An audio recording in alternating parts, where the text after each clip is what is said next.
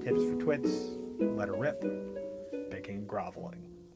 Okay. There you go. I'm going to need a reminder. I forgot to write any of this down. All right, well, this is your reminder. All departments on deck, because it's Podrzebie, the comic book nerdcast that dares to ask, What? Me worry? I'm your idiot, Kyle Bridget, and with me, your co-idiot. Patty Matt. Wait, no, not co-idiot. Idiot. Yeah, Idiot. co-idiot. No, idiot. Co-idiot. Idiot. We're like that two-headed purple monster on Sesame Street. Co-idiot. Idiot. Co-idiot. Co-idiot. Mad. Mad. Mad. Mad.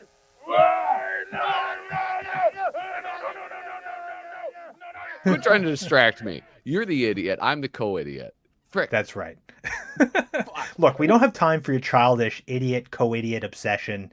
We're big-time sellouts now with corporate sponsors. Yes, this is the Shills and Thrills department. Hey, Patrick, let me ask you. Do you love to vomit? Everybody does. It's hilarious. It feels good, and it's the perfect, disgusting thing to get you out of school, work, or jury duty. Yeah, but who has time to masticate and partially digest all these expensive foodstuffs? Well, now Hello Black has you covered. It's a curated vomit subscription service that fits your busy lifestyle. That's right. Hello Black delivers right to your door individual pre-chewed food bits with ethically sourced bile and artisanal stomach acids. And it's a lot of fun. The great thing about Hello Black is that they have all kinds of puke plans to meet your family's needs. You can get different kinds of barf, chunky, viscous, and when did I eat that? So whether you like to spew, hurl, or blow chunks, Hello Black will get you covered. Patrick, last night my family tried the stray noodle and corn upchuck in a gastric juice base. And the kid just had a great time. We were laughing and singing and regurgitating all over each other. Boy, what a lovely picture. And if you order now with the code VEEBLFITZER at checkout, they'll throw up 3 free partially digested meals at no extra cost. That's right. So order Hello Black tonight and...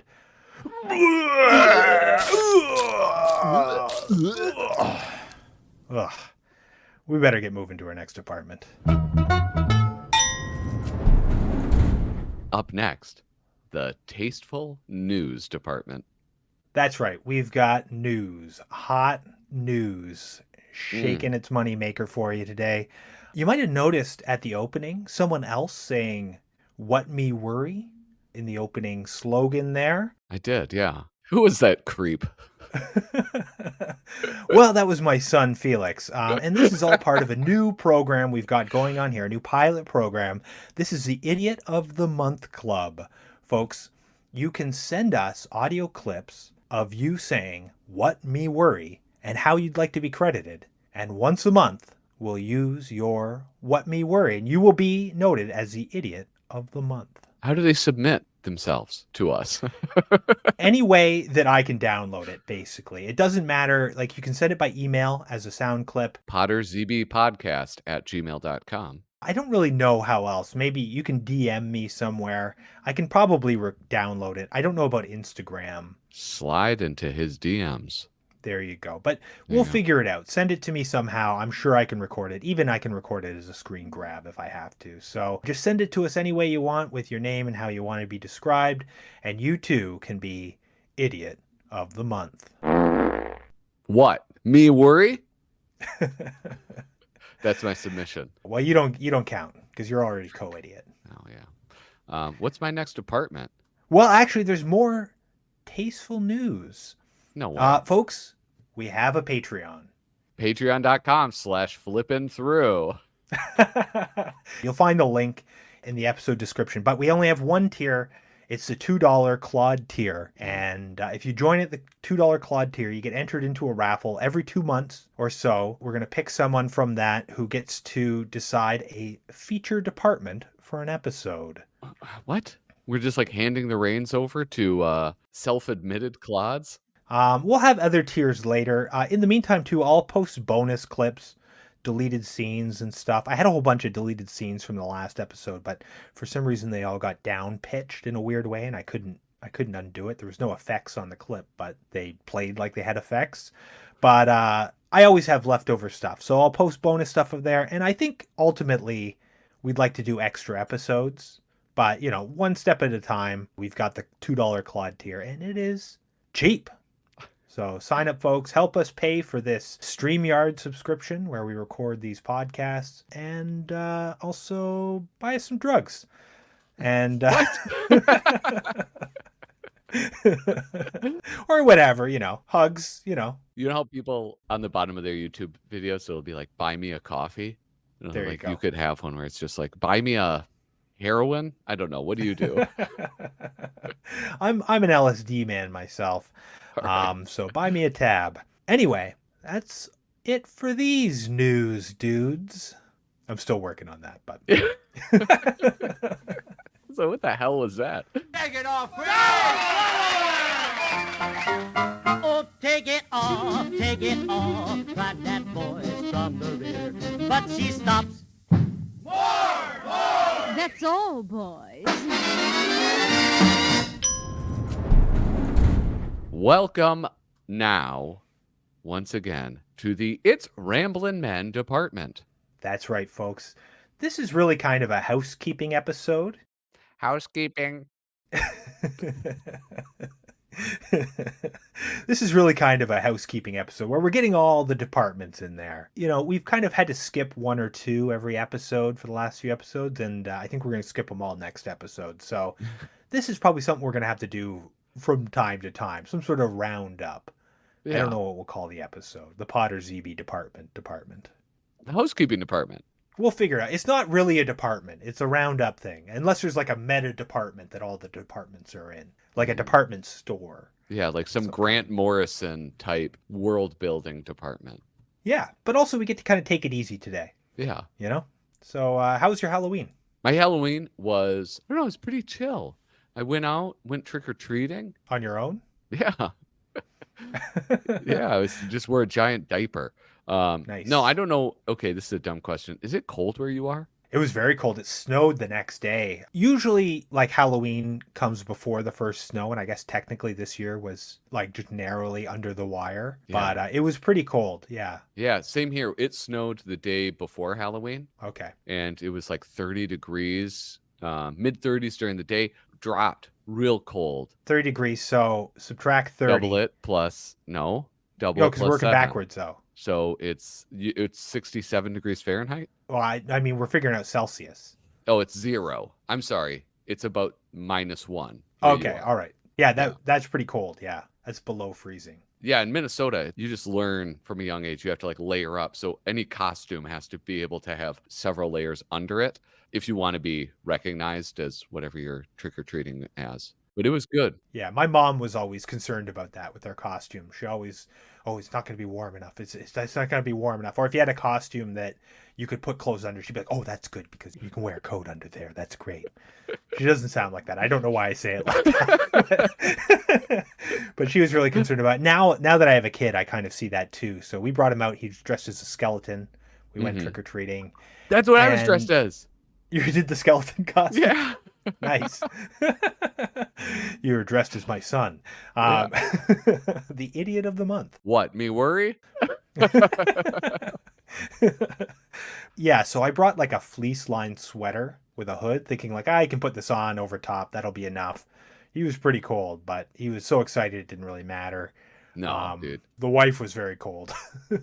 Dude. Well, yeah, I forget that like the children are running from house to house and I'm walking slowly in the road. So yeah, I freeze my ass off and they're like sweating and mocking me for being like, ugh, can we go home? I'm cold. I have to pee.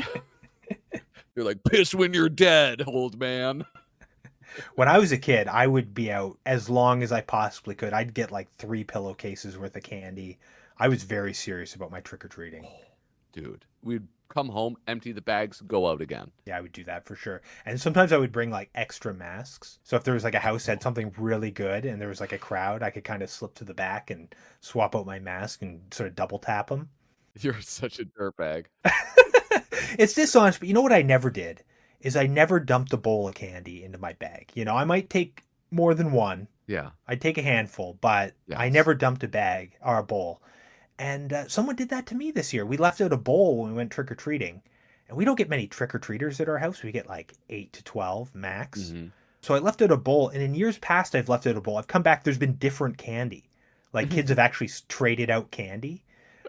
So I figured it wouldn't be a big deal. And when I got back, there was still candy, but it was about half gone. So I refilled it, left the bowl out, thinking like, okay, we got to put my son to bed and stuff. So I don't really have time to be answering the door for trick-or-treaters. These two kids came up. I saw them out there. I was like, oh, okay, trick-or-treaters, whatever. Later, I noticed another group of smaller kids come up and then walked down the stairs, seeming kind of like disappointed and left with their parents, went down. Those two kids dumped a full bowl of candy into their bags. Dude, you didn't confront them? I didn't know they were dumping. Had I known, I would have like ran around the house and scared the shit out of them. I confronted 3 teens, dude. Oh, did you? Yeah. We were going up to the house. They were all huddled around. I heard like one be like, yeah, just dump it. And I go, hey, fellas, let's leave some for the little ones. And they were like, well, yeah, that's what we're doing. We're doing that. And they left like 5 pieces, but yeah, they dumped it. And yeah, well, you know what they left in mine? A single M&M. That's because there was a sign. I put a sign up. It's like I have a skeleton holding the bowl. And a sign that said like, help yourself, but leave some for the others or else. So they left a single M&M, not even prepackaged. They opened it up and dropped the M&M. That's how you avoid the skeleton's curse. Normally, I have problems with drunken university students stealing my Halloween decorations, smashing my pumpkins and stuff. But I didn't have any of that this year. Just these 2 bad eggs. Oh, so real quick. You know how this is a big part of this podcast is like the cultural exchange. I'm learning about the neighbors to the north, how you guys have like weird Thanksgiving, weird Christmas. I mean, we call them Canadian, not so much weird, but I get what you're saying. Wait, you call it Canadian Thanksgiving? No, we just call it Thanksgiving. All right. We call American Thanksgiving weird Thanksgiving.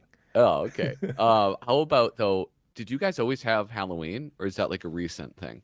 Well, no, because you did it. My whole life we had Halloween. I think, yeah, because Halloween's very American. Like it's a very American holiday. You go to other countries, they don't have it. But Canada is very Americanized, right? Like the differences between Canada and the United States of America aren't really any difference than the difference between like one state and the next. Yeah. Other than our Thanksgiving is on a different date. And we have Canada Day instead of 4th of July, which is a couple days earlier. You guys could use 4th of July. That's what's weird. You could just use it. You could use our day. I mean, I don't think it would be appropriate in that instance, but but yeah, we have Halloween. We've had it my whole life. I think it's been pretty consistent. But yeah, you go to like France or something. It's like Halloween is kind of obscure, you know? Yeah. When's your Christmas? You have it December on the 25th. It's the same day. We have Boxing Day, though. Do you guys have that? No, that's the weird part. That's right. That's what it is.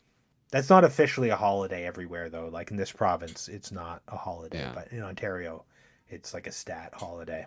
Yeah, you like go around and box people's ears or something. I don't know what it means, Boxing Day. I don't know what it means. For most people, I think it's returning stuff to the mall.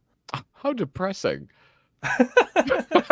Well, they have good deals, right? So people go, they get deals, you know, they exchange things, that sort of thing. A lot of times the stores won't let you exchange because it'll be too busy on Boxing Day. Yeah, weird. But yeah, that's pretty much what it is. All right. So anyway, happy Halloween. We had a good time. My kid got a lot of candy. He had a blast, so it was fun. It was the first time I got to go trick-or-treating with him, so I had a lot of fun. Oh, dude, that is fun. Yeah, my wife took him last year, and I stayed home and sort of handed out candy. But I think they only did a few houses because he was like 2. Yeah. Now he's 3, and he was gung ho for as many houses as we could do. Mm. And like he got it right away. On the way back, he was like, "That's my candy. That's my candy. I can have it. I will share some with you. That's my candy.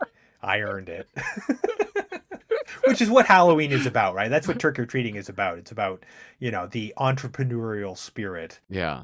and how it comes back to haunt us, I guess, on that particular day. I have a bit of news here I want to talk about, but if you have anything Yeah. else you want to No, I want to just get to chat this about. news story. All right, so this is coming from comicsbeat.com. I originally saw it somewhere else. I think Doug Guilford from crackcoversite.com had posted it on one of the Mad Facebook groups.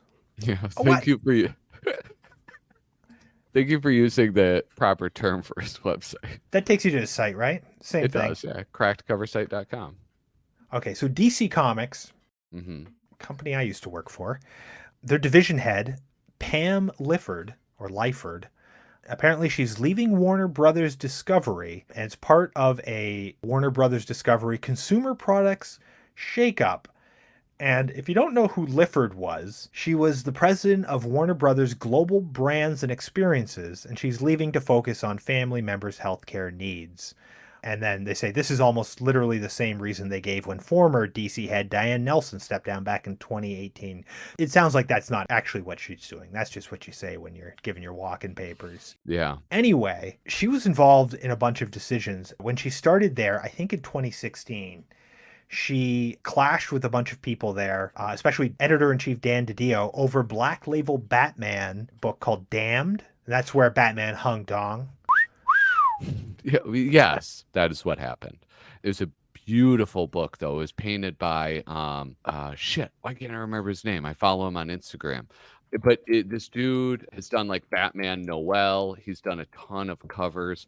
Lee Bermejo was the painter, and I love his style. He's like a pretty awesome artist. And yeah, in that you could kind of see a glimpse of his hanging dong. And it was aimed at an older audience, I think. It wasn't. Yeah. So the DC Black Label thing came up because, like Vertigo, they weren't really using that imprint very often. And what they wanted to do was create more of like a prestige format. So everything about the DC Black Label, like when they first announced it, it was all going to be like magazine size, perfect bound. That's like the European model. Yeah. Yeah. So it was almost like an album, or what do they call them over there? Like bande dessinée, a BD album. Yeah. And I guess part of being prestige is like you'd be a little more risque with the nudity, which in comics, that is a big, delineation between prestige and not, is if you can show nudity or not, because it's very common in especially like European comics and the sort of like heavy metal kind of influenced comics. Even Fantagraphics, it's like a lot of Fantagraphic books will have nudity. But she didn't like that. And her whole concept of DC was that it was going to be a lifestyle brand. Ugh. To me, that's like mealy mouth corporate speak. Dude, I'm looking at an article about this, and the things that she's responsible for are all of the things that I hate about DC right now. Exactly. All right, lifestyle. Tell me about lifestyle brands, Kyle, please. So I've got the Wikipedia here. A lifestyle brand is a brand that attempts to embody the values, aspirations, interests, attitudes, or opinions of a group or a culture for marketing purposes. Lifestyle brands seek to inspire, guide, and motivate people with the goal of making their products contribute to the definition of a consumer's way of life. So it's fucked up, right? Because, it's worded in this way where it's like it's embodying values and aspirations or whatever for your fans, but it's all in the purpose of selling them stuff. So any kind of lofty aspirations you have to inspire certain attitudes or whatever, certain values, it's all hokum because you're trying to sell them stuff. Yeah, so it goes on to say a lifestyle brand is an ideology created by a brand, which is like the ideology is capitalism. It's you're selling someone something. Yeah, if you want to see like the worst offender, in my opinion, just look at DC's greatest competitor, Marvel. Marvel's like ubiquitous, right? Like they have so much shit that you can buy that is branded with Marvel, and it's this weird thing where they're kind of targeting, like, I don't know, people's aunts or something to like sell them socks, sell them all like just tchotchke galore. And that stuff existed before, but now it's just like mass marketed in a way that it wasn't previously. And it sort of cheapens it, right? In my opinion, I don't know. I'm a gatekeeper, I guess. I'm a gatekeeper at heart. And I feel like so there's something that feels kind of cool about knowing something about comics that other people don't know. And then it's like suddenly these dorks are like, they know about Classic nerds versus dorks. It's the snobs versus slobs of the comic world. yeah, but these dorks like know like, oh, Doctor Strange, and it's like, what? Well, how do you know about Doctor Strange? Well, it's like there's the movie, and then there's this branding and stuff, and it's like Doctor Strange was not like a household name before, and obviously in big part now it is because of the movies. But there's just like all of this stuff. It's just about stuff. Comics have become, not comics, Storytelling. but the contents of comics have become mainstream, really. I mean, comics Yeah. have to a lesser extent, but like all the superhero stuff, that's all very much mainstream. Same as like Star Wars or whatever. It used to be, you had to read a book or something to kind of have that lore, and now Yeah. it's kind of baked in. But, what is the ideology? What are the values and aspirations and attitudes of that marketing other than just being like ubiquitous visual culture, being like hegemonic in the visual culture? I don't know what that means. Marvel, a little bit more, I can see it. It's not about storytelling because it's just about sort of diluting your brand so that it can get to as many people as possible, which I guess if you're a giant corporation, that makes sense. But if you're trying to tell stories, it doesn't. And it's like, I'm looking at this stuff that she was doing where it was like pushing into like YA lit, young adult literature, and YA graphic novels. It's like, that ship has fucking sailed, all right? Raina Telgemeier has dominated that industry, and I don't think it's getting bigger. I think it's getting smaller. And so they're trying to like hop onto that and tell they're not these doing stories. anything new. Here's what That's I the would try problem. to do. You want to get new Hey. readers, new young readers. Do the Archie Digest format and start putting them out on grocery stands by the checkout counter or something. More like a manga, Yeah. Start following more of the manga model of presenting the stuff in smaller, cheaper, longer books that are sort of like available to younger people. That would be different, Which, when Jim Lee and Dan DiDio were co-publishing at DC, they were doing that in their own way. You could go to Walmart and you could get these bundles of books that, it's like returns or whatever, overstock, but they would rebundle them. They would do runs of books or just like kind of related books, and you could buy a bunch of them at a higher discount. They used to have those when I was a kid at like weird convenience stores. Like they wouldn't be at ones that using actual newsstand distribution, but ones that sort of were in some sort of secondary newsstand distribution. So like I read Frank Miller Daredevil Origin book that way. I just picked it up. I was at my dad's house, went to this convenience store. I was like, what's this? And it was like 4 issues or 6 issues or something. And it's like, that's how I got introduced to that. Yeah. But one of the things that she did was kill Mad, right? In service of making it a lifestyle brand. Mm-hmm. Was like, okay, well, what'll make it more a lifestyle brand? Well, stop doing new things with it. Stop trying to make people read it. I don't understand this. I feel like the whole lifestyle brand thing, it's just corporate doublespeak. And like, look, I don't want to shit on her personally too much. She's an overweight woman of color who succeeded very high on the corporate ladder, and that's impressive. But, seriously, fuck that ladder. Like these useless twits, they're the people in society who should most be replaced by AI. They're walking algorithms with no soul, no appreciation for art or creativity. They can't understand something as good outside of, marketing and profits and like this sort of bullshit popular lingo. They just don't care. And in any rightly ordered society, we'd load all these leeches into a rocket and launch them into the center of the sun.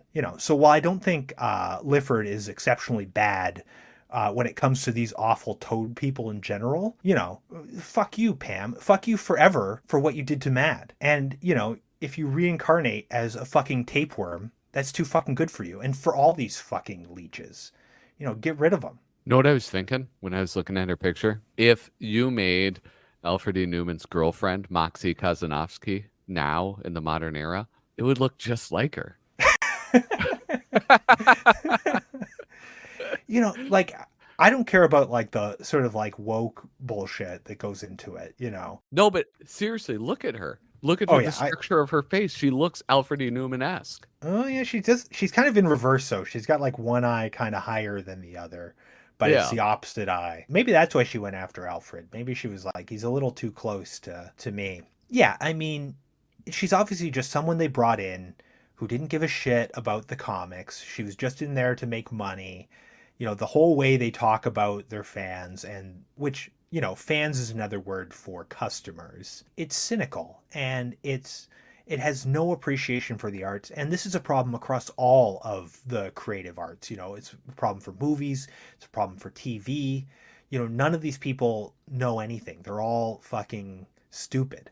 And I feel like an algorithm would do a better job than they would at what they're doing. Yeah. And they're the ones firing everyone who has any good ideas and replacing them with algorithms. Yeah. I'll tell you one thing, though. This actually works in my favor for my prediction, because I thought that when they combined with Discovery, because Discovery, although it's like this giant corporation, they are in the business of creating things. And so I think that there's a chance that Mad Magazine might come back under Discovery, or at least the chances are greater under Discovery than they would be under AT&T, a telecommunications company.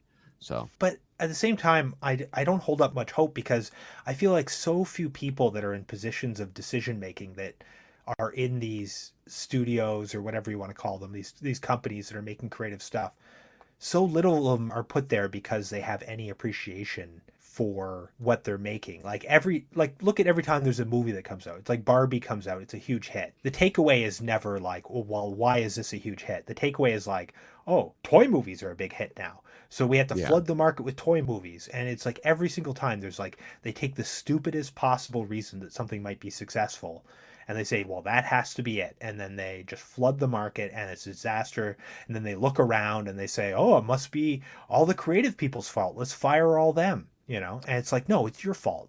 You shouldn't exist. You suck. You suck. Yeah. Everybody knows that the Barbie movie was a success because there was some type of mass psychosis that was happening that just overtook America. And in 5 years, people are going to be like, why the fuck did we like that movie so much? I haven't seen that movie, so I don't know. But I do think the have I. brand had something to do with it.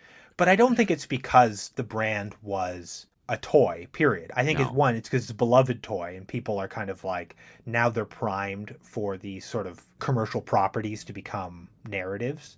But also, like, it was directed by what's her name? Greta. Is it Greta Garbo? Greta Thunberg.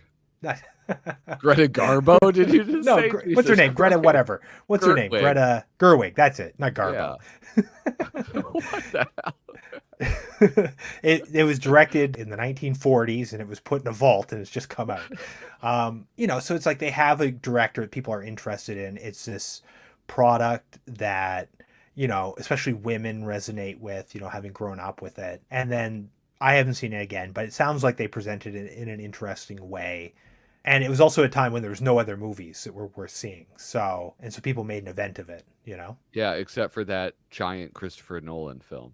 That was like sort of they were paired up against each other, right? Like, it's like, this is the boys' movie, this is the girls' movie. Our prime minister here, Justin Trudeau, he did a photo op where he took his son to Barbie and his daughter to, what is it? What was the other one called? Oppenheimer. And it's God. like, hashtag feminism. It's like, fine, they want to see the movies, that's cool, but it's like, obviously, this is cynical marketing. Yeah, he's king fucking dork.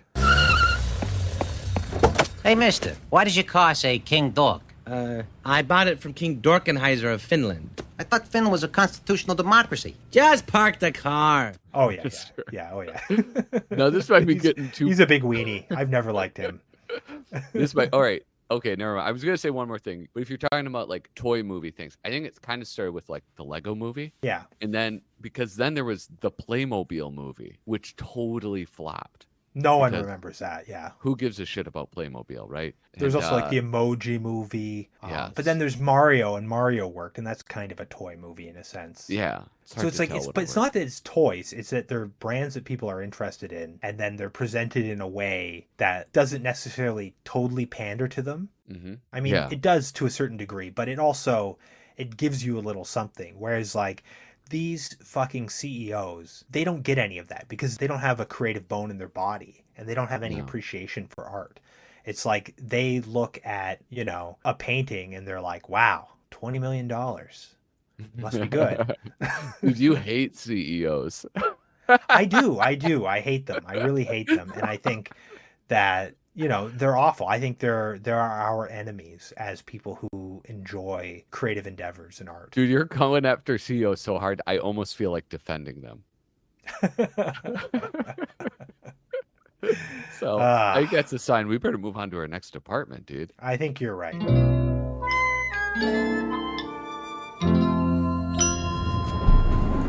Ooh, hubba hubba. Now welcome to the That's All She Mon-Wrote department. That's right. This is where we explode. This is where we explore. We explode. This is where we explore the Monroe-verse comic by comic. I'm still working on an explanation for it that isn't too derivative of OSW, who I basically stole that from. Yeah, how about this though? I'm ready to explode looking at these pictures of Monroe's mom. There you go. So this is Monroe and the Beach. That's the title. No, right? you fucked it up. Monroe Did I? and A Day at the Beach. Okay, Monroe and A Day at the Beach.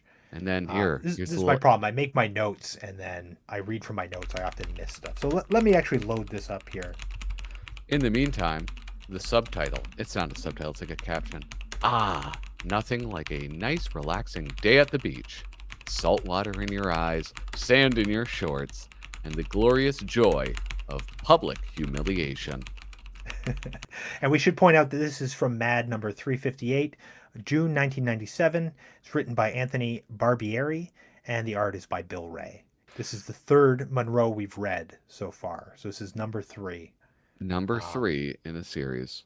My impressions, dude. We're getting towards what I love about Monroe, which is the sort of like trashy sexiness of it. Like this is our first, I think, real glimpse of it in this issue. We have Monroe's mom at the beach, and I guess like teenage girls at the beach, and well, and anywhere you look, there's someone in like a bikini in some sort of non-conforming body style, and they're all scantily clad. It's highly sexualized. And I think the art is kind of getting to where it's going to be for most of the run. We still have those arrows, but they're not as necessary now. No. I think they're only necessary because the other ones, they cross the page, like they cross the divider. If the arrows weren't there, your eye would probably read across the page. Yeah. On that once you turn it over, because it kind of looks like that's how it's meant to be read. So, and we're kind of trained to do that now, I think, from the first two. Mm-hmm. And there's also a couple panels, I think, where Monroe's face is kind of messed up and weird looking. Yeah. I mean, it's hard to say where because his face is often messed up and weird looking, Mm-hmm. but there's spots where it doesn't fit. Like I feel like the very first panel, there's something going on with his face, isn't quite right. It's his eyes, I think, or maybe his lips. Yeah. And then at the bottom of the second page, on the left-hand side. It's a little weird. Now, yeah, it looks like he's going bald, like he has male pattern baldness. Now, there's something you mentioned, which is like the non-conforming body styles. Wray does something with the art for like women especially, it happens, where they sort of have like midget proportions. Are you going to bleep that? Am I allowed to say that? That's fine. Okay, cool. I mean, I think there's a context where you could say it where I might bleep it, but... like fucking midgets. It would have to be like a specific little person that you were going after. I think some of them prefer midgets. Like that's actually a really kind of contentious term where it's like it keeps going back and forth. I feel like if I was a little person, I would want to go with midget, but maybe not. I don't know. Yeah, I don't know. Little person. That seems like a little. That seems more diminutive than midget. Exactly. At least I get my own term. I don't get this adjective tacked on to my personhood. Yeah, and then dwarf, I think, is sometimes acceptable, but certain people who are, shall we call them midgets, have dwarfism. So they're literally dwarfs, and then other ones are not. Like there's different kinds of little people that you can be. So I'm saying it with respect. He draws kind of midget proportions. Yeah. But there's something about Bill Wray, and I was reading an interview with R. Crumb, and he was talking about this recently. I'm often reading interviews with R. Crumb, but he was talking about this recently, how a lot of artists don't draw sexy women. And that's not to say that they don't draw women that are maybe sexy in some way, but they don't draw women where you feel like the artist finds them sexy. Like they're not expressing their own personal sort of attractions with it. And I think with Bill Wray, he is like every single person in this, no matter what body type he's kind of given them or how kind of gross he's depicted them with the little details, there is a sense that like they represent someone who he's been attracted to at some point. Personally, I think. Yeah. And so even like on the first panel where he's got this weird, like really short, dumpy, kind of like chubby teenage girl, there's a sense that like maybe he's drawing on like someone he was attracted to when he was a teenager or something, And I think that's a thing. I think people are often attracted to body types that they're embarrassed to admit to be attracted to. Yeah. Like there's the thing with women where if they have like one eye that kind of like goes in, I think it's like pretty cute. You're into that. You're into the lazy eye. No, not lazy. It's like not a The wall cross eye. eye. Yeah, Oh, it has okay. to go in, not out. What if it's just like one's just spinning around like like one of those like compasses on a boat. Yeah.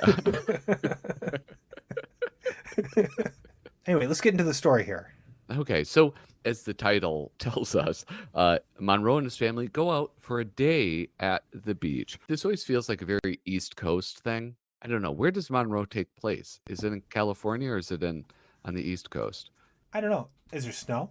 It's in black and white. I can't tell. I would guess like California or something. Oh, yeah, there's palm trees. This sure as hell doesn't look like any beach out here in Nova Scotia. Yeah, I believe that. We do have some sandy beaches, but the water is very, very cold. Oh, I thought you were going to say you don't have any midget teens. We probably have those. I haven't noticed. Yeah. But yeah, most of the beaches here, there are some nice sandy beaches with nice water, but very, very cold water. The only time it's warm is right before like a tropical storm or like a hurricane or something. Yeah. Then you get that like warm water coming in. It's kind of freaky, actually. Ooh. Okay, so they arrive at the beach, Monroe and his parents, and immediately his mother seemingly seeks to embarrass him by going, "Yoo-hoo, girls," and drawing their attention to their poor son. But she's oblivious, right? She's trying to help him out. She's trying to help him out with this. At every stage, she's like, she loves Monroe. There's something sweet about it. But she's also like, she's every teen boy's worst nightmare and a mother, Oh, absolutely. My mother like- was nothing like this, thankfully. She's like the embodiment of when you buy pants with your mother and she's got to do like the shake, like the crotch shake or whatever. You know what I'm talking about? Yeah, they grab the front. Make sure of the thing, yeah. how's the groin? Let me just shake this here. She's the living embodiment of that, and also her tits are way out. Like she is very scandalously dressed in this bathing suit here. Yeah, moms shouldn't wear bikinis. Well, I wouldn't say that. I think moms should wear whatever they're comfortable with. Okay, that's right. I forgot. You're very progressive. I want women to wear woolen swim suits. Like in the 20s. 19s. Yeah. With horizontal red, white stripes.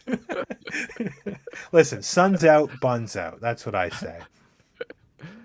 All right. So she makes him change behind a towel, slathers him in sunscreen, and then she's like, look at that cute little tushy when he's changing behind the towel, and she calls him his little Casanova. Oh yeah. And then right as he heads to the water, his mother goes, "Not without this, he isn't."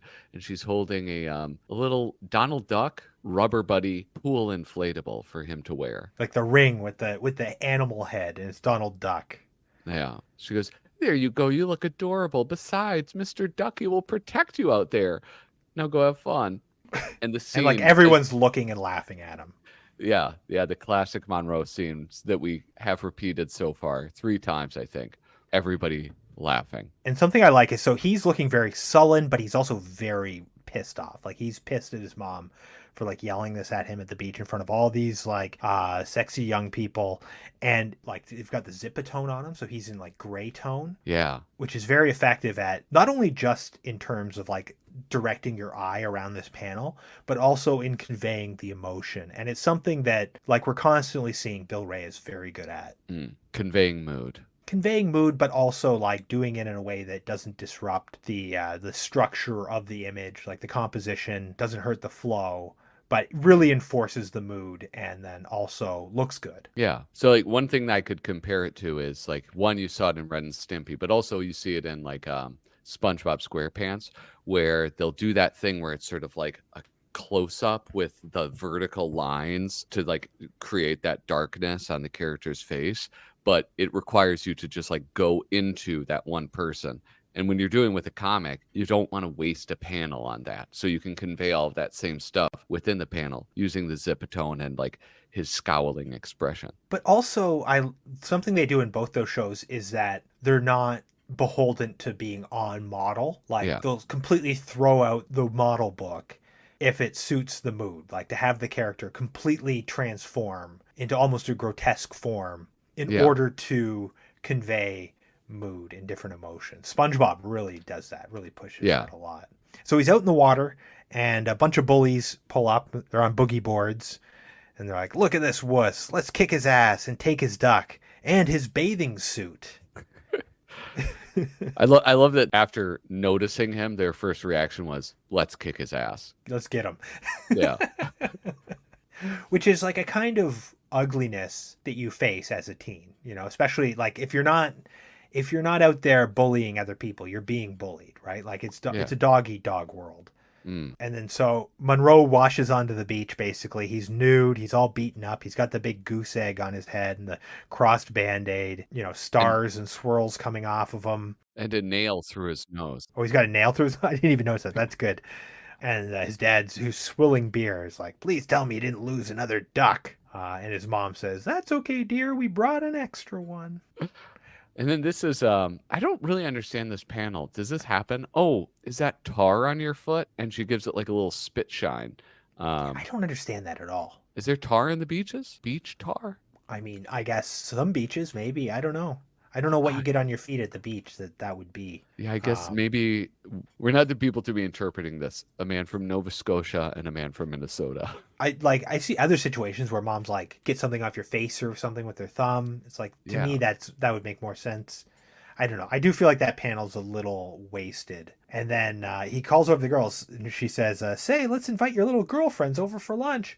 Girls! And she calls over to these two girls that are over there in very, very skimpy bikinis.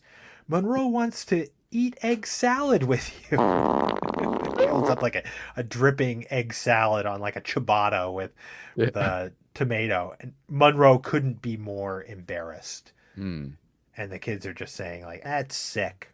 Yeah. And then we get a jump to, it must be time to go, because Monroe's mom is holding up the towel and saying, all right, take it off. Get that damp suit off before you get in the car. And then suddenly pulls the towel away as Monroe is still naked and says, ta-da.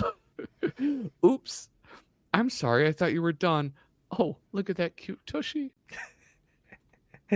Now, you know, that is funny, but it doesn't feel like the beat to end it on. You know, No. It really feels like there should be another page, or at least like maybe a circle panel with like Monroe saying something like, I wish I was dead or something. You know, some sort of final panel really needs to be there. I turned the page expecting like another panel of like maybe him in the car being like one further embarrassment. It just seemed like a repeat with that gag. Yeah, and then have like some sort of like a sunscreen joke or something like. Yeah.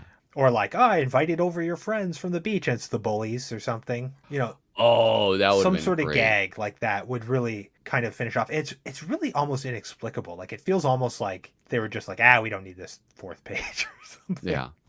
I'd be very curious to find out why they ended on that panel. And, I mean, it is a high point, but it's like it's too high. It's too like it's mid joke. It feels. Yeah. But that aside, and that weird tar on the foot panel aside, and the weird faces and. You know, he's still trying to get the look of the mom's face kind of down. Sometimes she looks a little more Archie than other times she looks a little more Lucille Ball. But this is my favorite so far that we've read of the three Monroes. Yeah, and one thing, like, obviously, it's the easiest to talk about Bill Wray's artwork. But remember, Anthony Barbieri is writing these, and a lot of these scenarios and a lot of these great lines. I don't know. I enjoy his writing, and his writing is getting better despite the shit ending. Yeah. Shall we talk about some of the chicken fat? It was a little more Spartan than previous comics. There's a lot going on, but maybe not that you would define as chicken fat. Like there's tons of background characters. Mm-hmm. And I love them all. I love all these different like body types and the different line weights he uses on them. The way some of them are kind of gawking and doing different things. I also like, and again, this isn't chicken fat, but it's a little detail that he includes on like all sorts of things. So it's like on the dad, it's like he's got the hair on his back and his shoulders. He's got zits on Monroe. He's got the mom's got her sort of cheese Cellulitis. Yeah, that sort of like cottage cheese cellulite. Or cellulose? Cellulose? Yeah, I think it's cellulite. cellulite. Okay. I don't know anything. There are some neat little things plugged in, like in that first panel. You have like, I don't know. This probably doesn't count. There's the trash can, keep your beach clean with the little flies around it. But then down at the bottom of the panel, there's like a can of something that just says toe jam. I can't actually read that on Cracked Cover Site through the archive. And then there's a Smashing Pumpkins reference on that first page. Billy Corgan, Smashing Pumpkins. Homie Simpson, smiling politely. You know, my kids think you're the greatest. And thanks to your gloomy music, they finally stopped dreaming of a future I can't possibly provide. Well, we try to make a difference. Is that what that song is? Yeah, isn't Breathe that... in, breathe out? Breathe in, breathe out. Isn't that... I don't know any music from about after 1965. That's wild.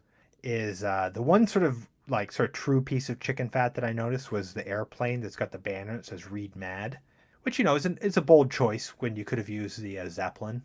Oh, but you know what I really love in this, and it's just a little thing, but I love these half buried in sand beer cans. The way he's rendered them, like in the circle panel at the bottom. Or on the beach at the end, like at the very last panel, where it's like the lines just disappear into the sand. I love that. I'm going to steal that next time I draw a comic at the beach. Someone has an Aussie tattoo as well. Sharon! Yeah, that was the last one that I was going to point out that I noticed as far as what's it called? Chicken fat. Chicken fat. Yeah, so I'm still very excited for more Monroe. Can't wait.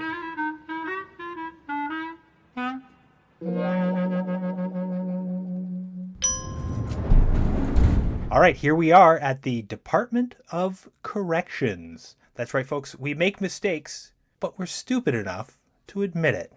Yes, Kyle, just a few moments ago, I said that breathe in, breathe out were lyrics from a Smashing Pumpkins song. But I was incorrect. I was thinking about some lyrics that I misheard in the Smashing Pumpkins song Cherub Rock. But those lyrics are freak out and give in.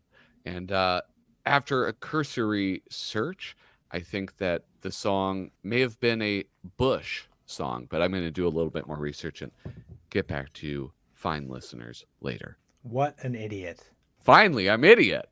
Well, co-idiot. You want to apologize? Yes. Take us out of this department?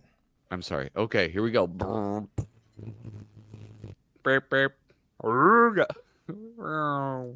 It's me driving a car. Anyway, the correct line was, "That's all for the Department of Corrections." To which I say, what? Me sorry?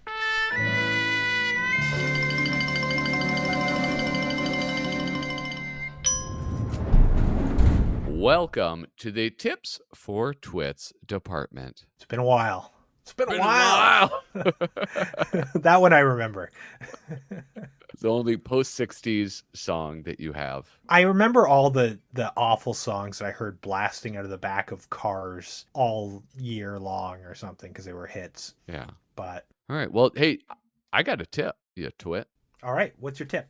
All right. My tip is this. The Wolverton Bible. I got my copy here too. Oh, I'm so glad you did. Yeah, our copies are kind of different, aren't they? I think they're the same. Like, if you hold yours up and face me, yeah, it's like all the same art, except yours has like a gray spine and the first two panels are like in yellow. Mm-hmm. But otherwise, it seems to be the same. Yeah, I think the interior is the same. This is a first printing because, you know what? If I can't buy the floppies, if I can't buy the original, I want it to be the first edition that I have in my collection. So this is by Basil Wolverton, and it's what you think it might be, which is images from the Bible. This was put out by Fantagraphics Books way back in 2009. So here's a little bit of a backstory. I know you guys listening probably know Basil Wolverton was a Mad magazine artist, and he had 10 appearances in Mad Comics, Mad Magazine. 10 But you know them. appearances. You know them. If you're familiar with Mad, you probably will recognize at least one. They've been reprinted a ton. I mean, some of his artwork was taken, like he did that cover of Mad Magazine number 11 with that, it was a take on like Time Magazine, or maybe it was Life, I can't tell. But it was like Beautiful Girl of the Month. And it was this like hideous woman. And they actually reprinted that on a Panic cover in double. So all of his artwork has been reprinted a ton in Mad Magazine. But I think this is all post Mad Magazine, or maybe some of it was concurrent with Mad Magazine.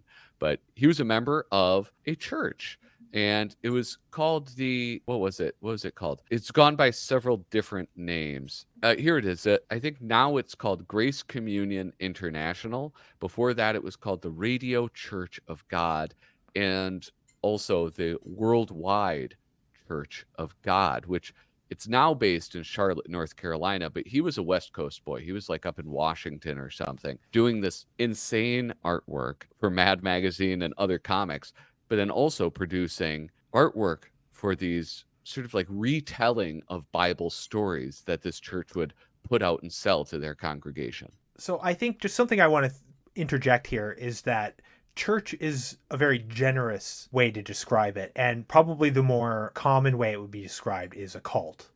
No. So I have a buddy who was actually raised in that same church, and he refers to it as a cult. And they have a lot in common, I think, with the Jehovah's Witness. It's that sort of similar type interpretation where it's like they're really into the Old Testament and Revelations. It's like that's what the whole thing's about, and it's very much I don't know what you'd call it, like a doomsday cult in a sense. Well, no, okay. It's not as nefarious as some other ones, but... Yeah, I mean, because you say doomsday cult, and I immediately think of like Heaven's Gate. Yeah, it's not like that. It's more like the Jehovah's Witness or something like that. Yeah, and he was an elder in the church. Yes. I don't know that much about the church stuff, but the content... We should get him on, actually. We should get my buddy Brent on. I think you're talking about Basil Wolverton. It's like bad news, dude. Maybe Halloween episode next year we can get up the Ouija board. Oh, a seance. That'd be awesome. But yeah, all of this artwork is from the Old Testament and the Book of Revelation. And if you've read the Bible, you know the Old Testament gets pretty fucking wild. But the artwork that he has in this, I mean, it's very different. It's extremely different from what I was used to, because I was used to seeing his stuff in Mad Magazine. These sort of like tons of details, but this like kind of noodly hair, there's really grotesque pictures of women or people or very cartoony automobiles, just wild stuff. This is very clearly him as an artist, but the style is so much more, I don't know, serious and sincere, but also in different ways grotesque and horrifying. It's much more like his work that he did on like horror and sci-fi comics in the 30s and 40s, or I guess more the 40s and 50s. Space Hawk or something? Space Hawk was his main character, but he also did, the flying brain bats and some other sci-fi stuff that he's kind of known for. And this is much more like that. Whereas Mad, it was either like his really grotesque Lena the hyena type drawings. Yeah. Because he got to start doing that for Life magazine. He won a contest. It was judged by Salvador Dali, Boris Karloff, and someone, Frank Sinatra.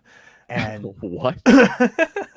Yeah, so Little Abner, Al Cap, Little Abner, he had a character called Lena the hyena, and she was so ugly that he wouldn't draw her face in the comics. He would have like a redacted sign over her face. Yeah. And then they had a contest for people to draw it. And all these famous cartoons, Carl Barks entered. I think Jack Cole, maybe. And it was this big contest.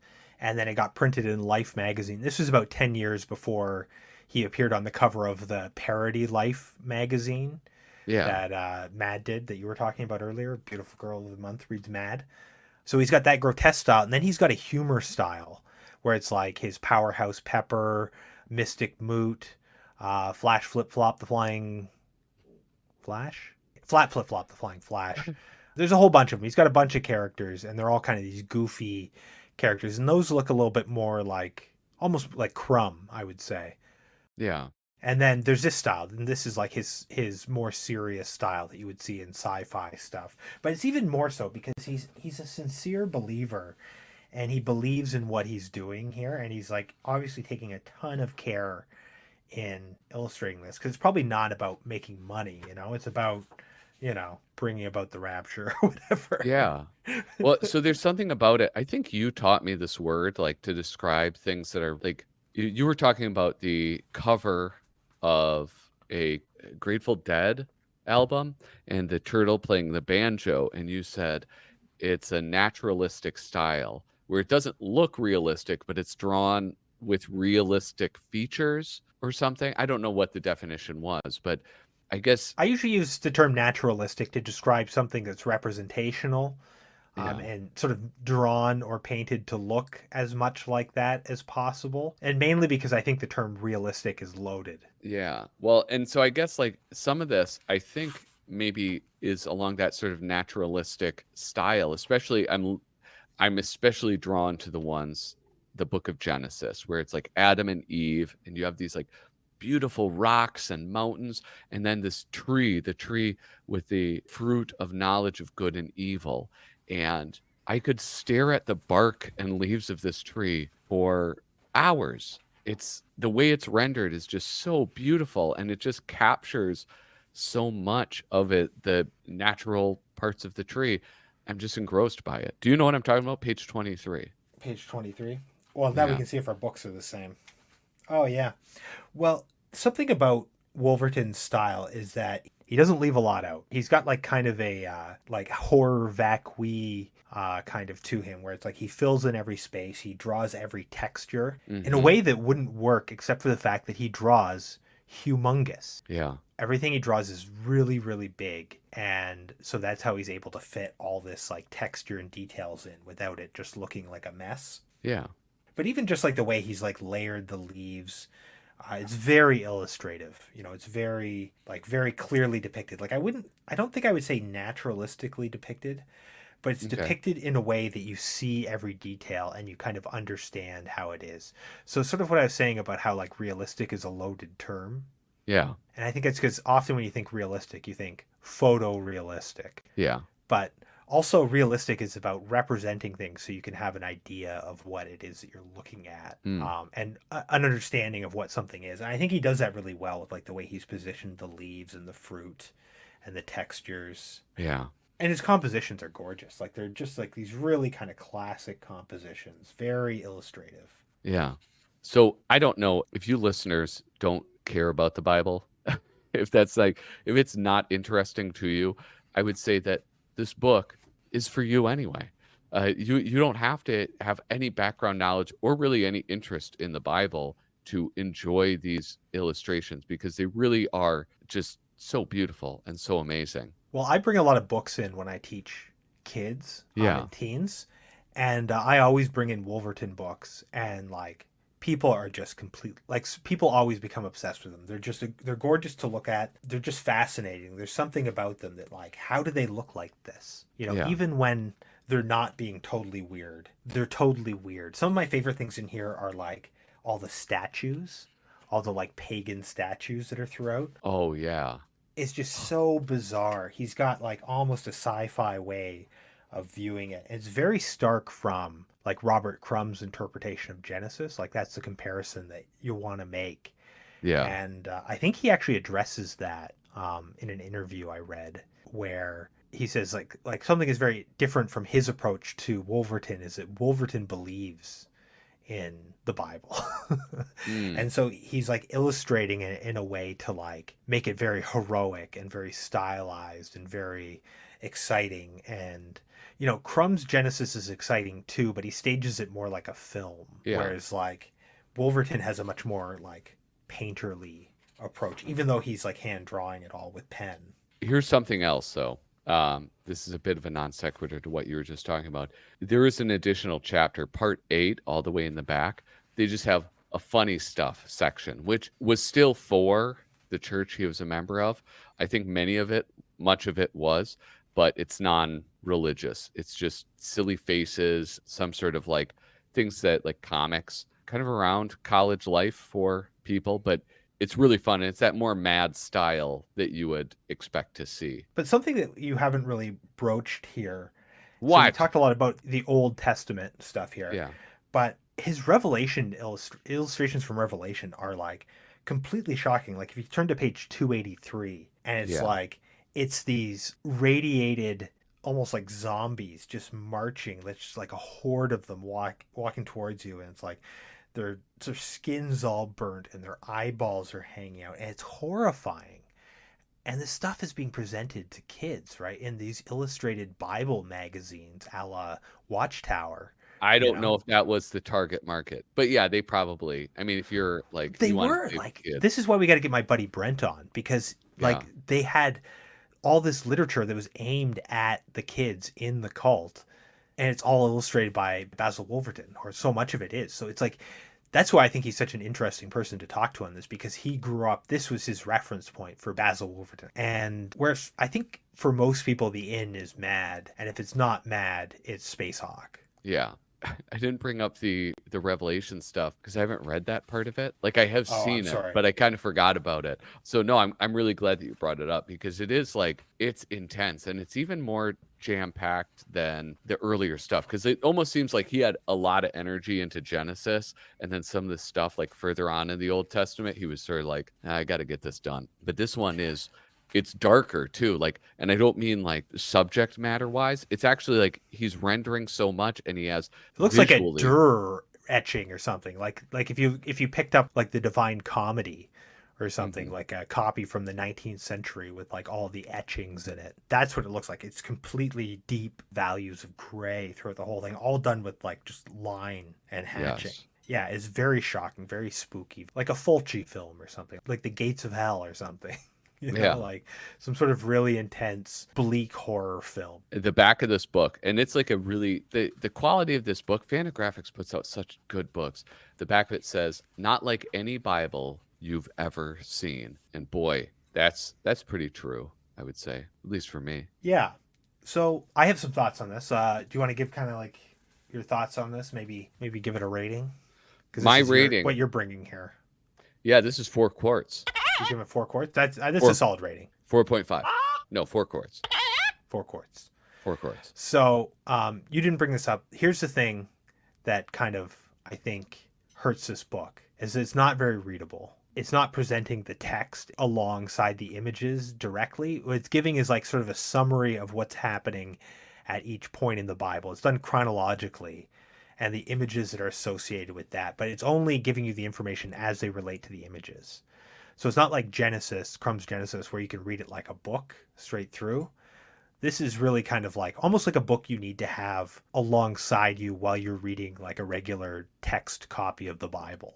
Okay. Like that's the way to read this. I have some fucking beef with you right now, dude, because I was about to buy on eBay a whole set of the original books. And you said to me, what did you say? You were like, no, that's stupid, you dumb idiot. What do you want them for? What you want is the artwork, and the artwork is like perfect in the Fantagraphics book. Just get the Fantagraphics book. Yeah, I stand by that. But now you just leveled a criticism at it that seems that you can't read it like a book as easy. Yeah. I believe I told you that at the time when I was giving you this advice. I wasn't like, look, this is the only thing that matters. I was like, this is why you want it. This is the way to go. It's way cheaper. You don't know what the images are like. Like they could be poorly printed, but you know, it is the kind of thing where it's like, you know what I would like to see? I would like to see some like comics or some smaller books come out that reprint this artwork, maybe in conjunction with like a really good colorist or something, with the text alongside of it, and present it like a different kind of way. I think that'd be interesting. Well, I don't know. What would that look like colored? A lot of it looks really good colored. So one thing that makes me think that is I taught this zine class. And so I'd bring in all my books, and we had access to a photocopier. And so it's like people would just photocopy a page of that and like color it with highlighters or something. Yeah. A lot of it looks great, you know, and you can go see colored stuff if you go look at some of like the comic covers. Yeah. That he drew for. I don't know. I think it would look good in color, you know, but I mean, it could look bad in color, but it could look really good. All right. I say that it's not as enjoyable a read as if you were going to sit down and read the Bible, but I don't think most people that were going to buy this would want to buy like multiple books that would be the total text of the Bible that they probably already have or whatever, that they have to read alongside the text. And the images probably don't look as good as this. No, that's probably true, because I think Monty Wolverton helped with like some of the original artwork. Yeah. That's his son, who was also in Mad. Yeah. Do you have any tips? What? No, I wasn't bringing a tip. Oh, okay. I didn't bring one today. I figured because you had this one. Oh, sweet. Well, should we move on to our letter rip department? Let's do that. Yeah.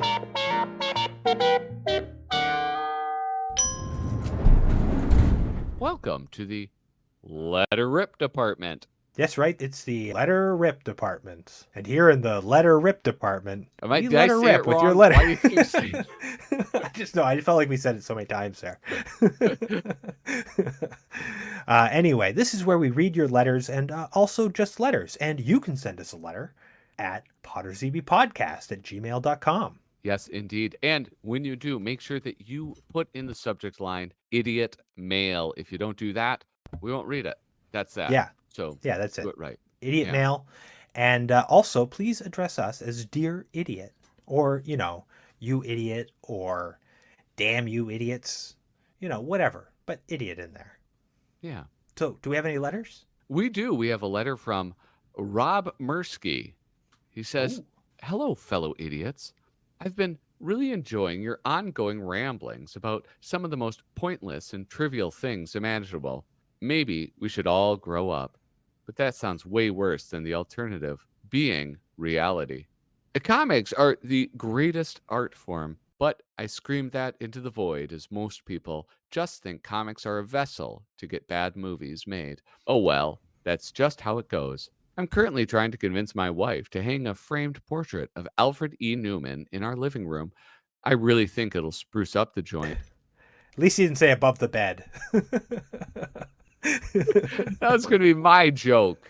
No, that's where you put Moxie. She doesn't get the hilarity, but I'll forgive her. Anyways, the real reason I'm writing to you is that I would like to send you guys my latest comic book titled Ha! Magazine. I can't vouch for how many laughs are inside, but based on the title, you'll probably giggle once at least. Send me mailing addresses, and I'll send some things in the mail back. Thanks for being a distraction in this overly chaotic world. Comics for life. Rob Mursky, Toronto, Canada. Yeah, I actually follow Rob Mursky. It's called Mursk Toons. MIRSKTOONS. That's what he is on Instagram. Yeah, he's a great cartoonist. Lots of style. Really, really clean lines. Really fun. Really cartoony. Yeah. Probably some influence from Basil Wolverton, I'm sure. And that sounds great. Yeah, definitely. So our addresses are as follows. But we'll email you back with those email addresses because I would love some of the stuff without paying for it. Absolutely. Not that I wouldn't pay for it if I had money to pay for it. This guy's followed by some people who are not schlubs. That's all I'm saying. That's how you measure it. Who follows? You go to the followers. Yeah. Am I a dirtbag? I never thought about looking at it that way, but no, he's hot shit. He's a hot shit cartoonist. So it tells me like somebody that if I follow an artist and they follow somebody, it will tell me if they follow them. Whatever. Don't make it sound weird, okay? I'm looking on my computer, and I don't think it just tells me that. Oh yeah, it does say there. Yeah, there we go. Yeah, see. Oh, 97 who more. follows All right, it. let's see. Yeah, Mursky, I'm gonna send you my digits. Yeah, he'll also send you mine. Yeah, nice. He's got a good one here. It's a comics code, and it's just a farting butt. It's just apparently it's just like some chicken fat on the cover. That's probably the one this Ha magazine actually. Yeah. Oh my god, I didn't notice that. Yeah, I'm excited to see this. Very cool. We'll have to do a tips for twits. Oh yeah. All right. Well, let's move on to the begging and groveling department because I want to go have a cigarette. All right, sounds good. Well, here we are in the begging and groveling department. Yeah, that's where we we go prostrate. We lay before you and ask for you to be kind, merciful, and generous. Like people in the Old Testament would do. Yeah. We're getting down, we're washing your feet, And it's because we want something from you. We want you to tell your friends, tell your loved ones. If you want, you can travel on the astral plane to the lost nightmare city of Rilye, where the old god Cthulhu lays dreaming. And give us 5 non-Euclidean stars, or Shoggoths, or whatever the system of podcast rating that they have there is. And subscribe wherever you get your podcasts. Yeah. I got nothing to add. I don't know any of that like G.K. Chesterton bullshit. Who do you like? Who is this Cthulhu? That's Lovecraft. Lovecraft. H.P. Lovecraft. G.K. Chesterton. It's not easy being cheesy. Same thing. Oh, was that a pseudo? Was that like a pen name? Kyle, where should people go if they want less of me and more of you? You can find me at my website at kylebridget.com, where you can hire me to draw you a picture or to teach you how to draw a picture. Everywhere else, I'm at Little Cozy Nostril, including YouTube, where I have a series called Canonically Crumb, where I explore the comics and characters of R. Crumb's Crummyverse. And also, why not pick up the official Podrzebie t-shirt at my TeePublic site? Available now, link in the description. Wonderful. Well, let's talk about me for a second. All right, I'm putting on the timer here. Flippinthrough.com or youtube.com/@flippinthrough. That's where you can watch my videos. Every Saturday morning, I do a review of a Mad magazine. Every other Sunday, I do a live stream in the evenings. It's a great time. You got to check them out. If you want buttons, my Etsy store, flippinthrough.com. Check that out. That's all. I still don't have a Podrzebie button. Well, you should get one. Anyway, we'll be back in 2 weeks with more Podrzebie. Hey, thank you so much for listening. By the way, Ed, how's your mom?